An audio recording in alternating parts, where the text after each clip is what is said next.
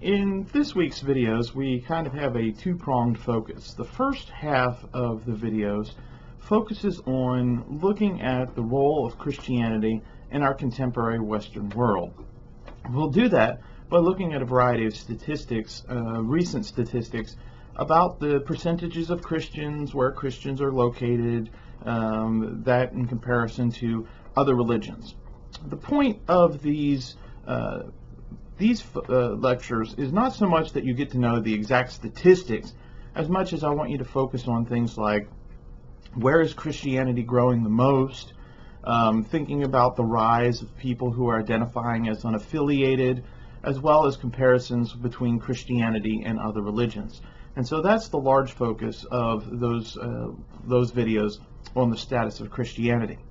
We'll then move to talk about what is the historical development that led to this.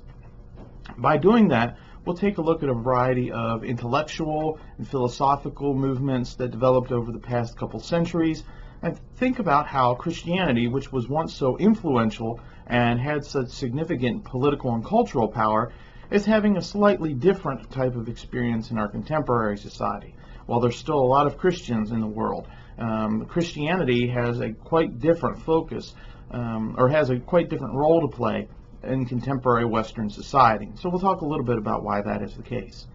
Then we'll move on to thinking about the concept of worldview.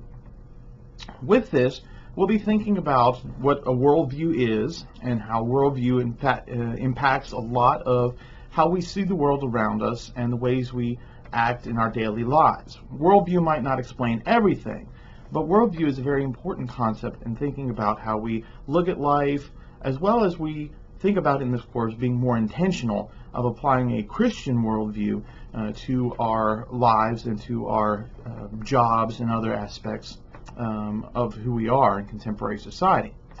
With that, we'll take some time to go through the Christian worldview and get a, let's say, a 10,000 foot level, so to speak, not really getting into the details, but a broad overview of what's the worldview or the grand narrative that's revealed in the Bible of how God is working in society and how God is working in human history, so that we can think about, as we go through the rest of these lectures over the next several weeks, we can think about how those things should impact how we look at life, how we interact with others, the kind of goals and aspirations that we have. The last video this week is another Michael Sandel video, and particularly drawing again from his course on justice offered at Harvard University. The focus of this video has to do with is there a price tag on life? Can you quantify in a numerical dollar amount what life is worth?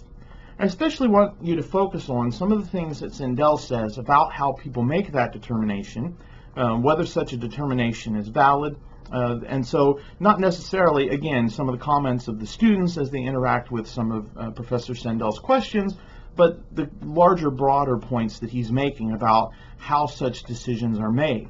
And especially thinking about contrasting some of the views that people have in our contemporary culture about the worth of human life with some of the things that we've talked about earlier in the videos for this week about the way in which the Bible lays out the value of human life. So a kind of comparative aspect there. So that's what this week is going to be focused on. Again, kind of building on that foundation from last week and extending some of our thoughts as we continue through this course.